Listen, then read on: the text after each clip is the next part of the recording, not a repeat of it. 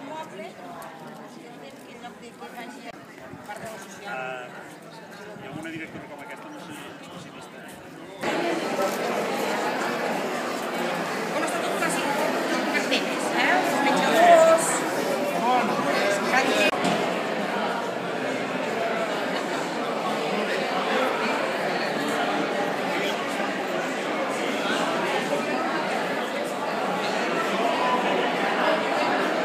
L'objectiu han de ser les persones. Perdre de vista aquesta evidència és desviar-se del camí. La raó de ser, l'essència de Cartaes és la mateixa que la de Càritas. Cadascuna, però, s'ha de regir per regles de joc diferents. Cartaes, com a empresa, ha de guanyar diners que han de revertir únicament i exclusivament en més llocs de treball.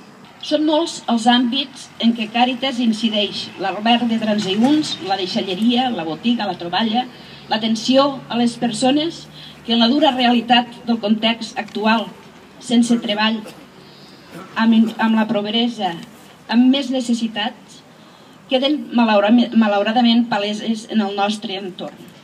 I avui, més que mai, es fa imprescindible consolidar projectes que ens ajudin a donar-hi resposta.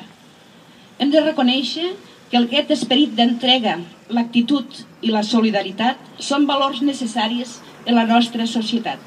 I Càritas de Tàrrega és un exemple que ens permetrà mantenir la cohesió social.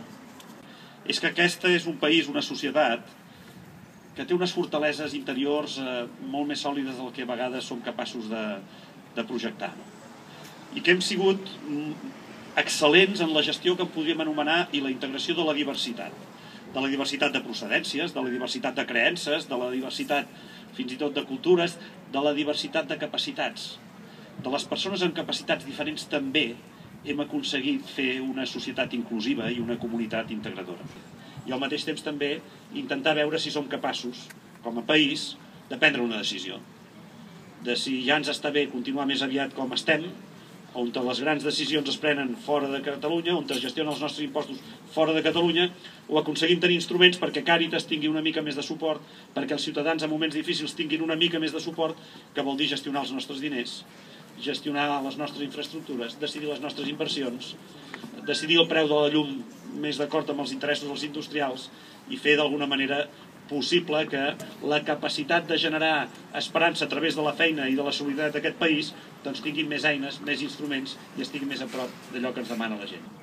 Penso que avui estem presents davant d'una realitat que és paradigmàtica. En aquest país sempre ha estat així i convé que continuï sent així. Que la gent sigui generosa, que es confia en les institucions que han acreditat amb el seu treball, institucions privades, d'església o d'altres iniciatives o orígens, que són capaces d'establir complicitats amb l'administració local o amb l'administració de la Generalitat per tirar endavant projectes a favor dels altres. Van sent rebudes amb aquestes instal·lacions persones que estan patint,